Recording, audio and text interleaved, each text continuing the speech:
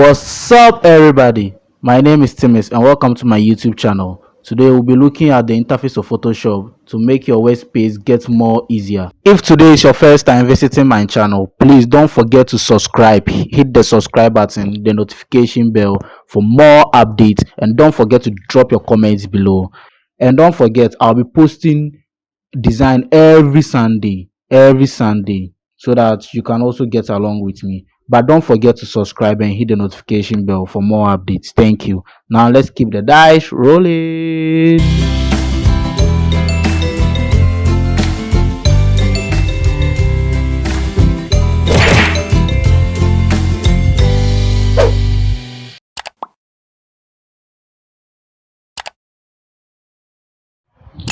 Okay, so we'll first launch the Photoshop, but remember, I'll be leaving all links in the description below so you can also have access to it. So we'll create a new window. We'll go to file, then create a new window. So control N or control N. We don't have any or to open a new window, so control N. Or you can go to file, then now go to new, and so open a new window for you.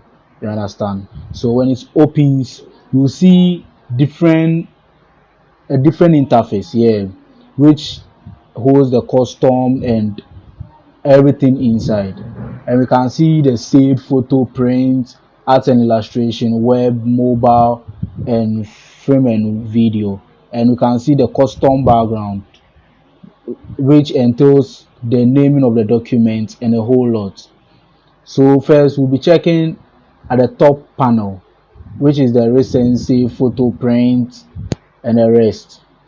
So we'll click on the mobile first to see how the creating an interface with mobile looks like.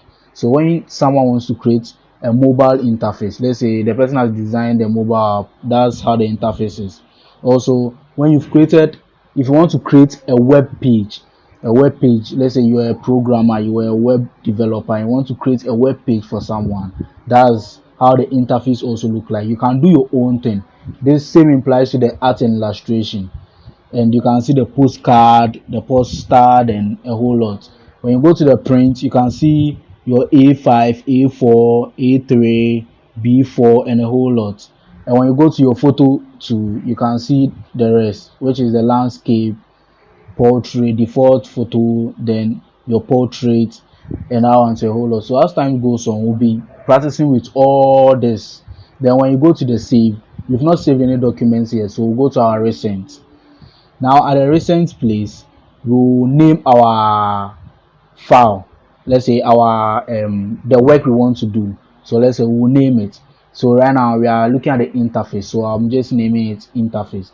If you want to design something for someone, you need to name it. You need to name it so that when you are looking for it, you have easy access to it. Then you can see our width and the height, and we have 500 pixels and 380 pixels. Then I will set it to the orientation. We set it to landscape. The left one is portrait, and the right one, the one we selected, is landscape. And now you can see the CMK and the RGB. Now the CMK is when you want to print your document. When you are doing a flyer and you want to print it through a machine, you need to do it CMK. But when you want to put it on your phone, load it on your status and all social background, then you do it RGB. That's the picture form, to give you a clear quality picture, you see. So when you are done with everything, then we'll go to our create. Now remember the pixels. When we selected the pixel, we have centimeter, millimeters, and a whole lot. You can choose it depending on the kind of document you want to do, what you want to use. So when it's open this nice interface for us, you can see at the top we have the file, edit, image, layer, type, select, filter, 3D, view, window, and help. And as time goes on, we'll be dealing with all those things. So just have a look at the interface. And remember, I'm using Photoshop 2020, and it depends on the type of machine you are using. You can't use 2 gig RAM and 250 gig hard disk to run Photoshop 2020. You gets messed up. So right now you can see as when we created our new window, we have the background there and our background is locked. So this time we need to, what we need to do is we need to unlock the background, or else we won't be able to have access to our background. You understand? You can also duplicate it, which is Control G, or you right click, you see duplicate there. Then now you know what to do. You see when I right click, there's a duplicate layer there. Then you know what you do. Now the first tool is the move tool, and others the downside, you can see an arrow. As soon as you right click it, it opens another panel for you, which is the move tool. Then the is it the artboard? Yeah, the artboard tool. Yeah. So most of them has those arrows there, you see, and we'll be using all these tools. I'll be teaching you how to use all these tools when designing something. We'll be using it. Now this one is the object selection. This one helps us to remove background so easily. Now this one is the, is it a color dropper or something? Yeah, we used to select color. Let's see, when you want to change the color of something, then you use it. Now the T is the text. The T loading is the text. So right now I want us to type something. Then now when we type, you know how the color dropper in the move tool looks like. You understand?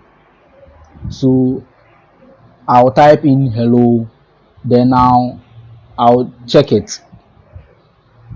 So I'll click on the let's say the correct sign, then check it. Now I select my move tool and I move the hello around.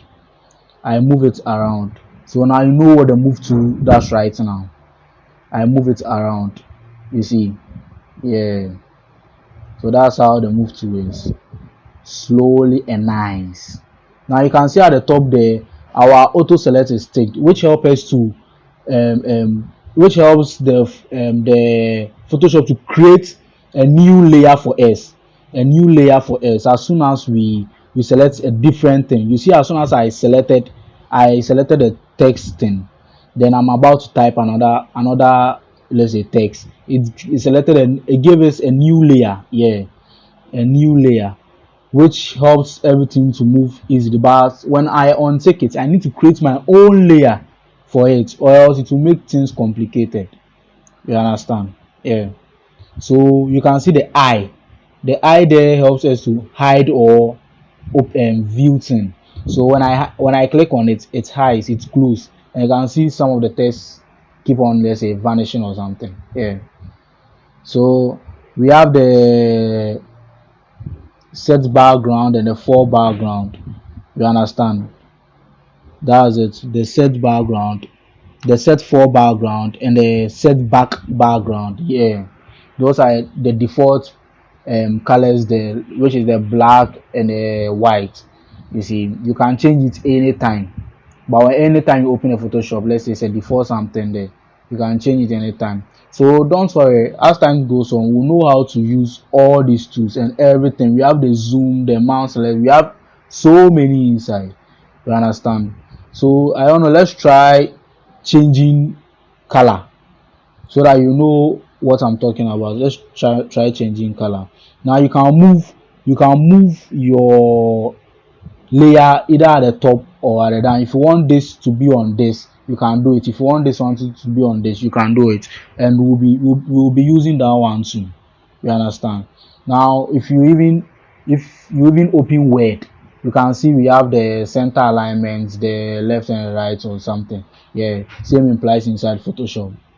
See, so now we select this to change. We are about to change our color. So you see, we'll select a color and to help us change our text color. So you see, when I right click it, it's identified the color for us, which was black. You understand? It identified the color for us, which was black. So right now we want to change a color.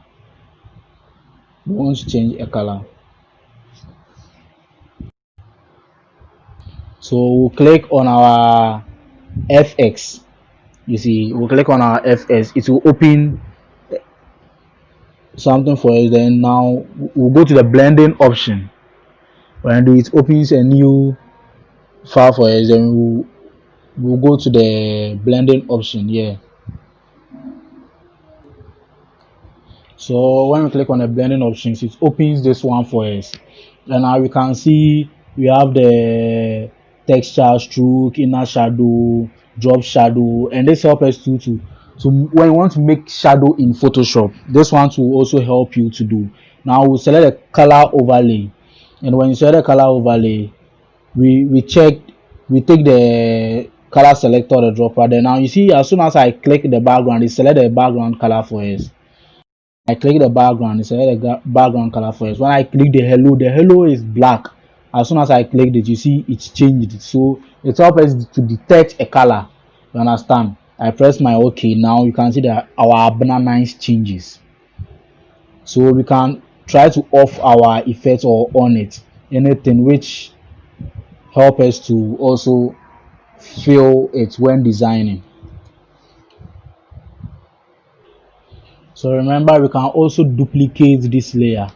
We can also duplicate this layer to get two text. You can see, you can name your layer. You can name it. You can also press Ctrl J to duplicate a layer. You see, now we have two banana there. Let's take the select tool. Then now you will see it. You can see now we have two there. So that's how to duplicate or duplicate a text or a picture or any. Now we have the pen tool. This pen tool helps us a lot. It gives you good shape. We can use this pen tool to develop to design cartoon, anything. This pen tool, and I'll be using this pen tool a lot, and I'll be teaching you how to use this pen tool. In fact, I'll create a video for only pen tool so that we can also have access and master well on a pen tool. So please just stay tuned, and just make sure you have a feel of all what we are doing.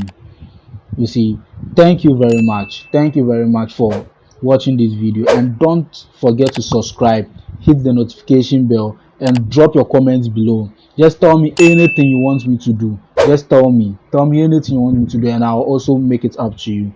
Thank you. My name is Tennis, and we'll meet next week Sunday for a new design. We'll start the whole work. This one is for the interface. Next week Sunday we start better design. Thank you.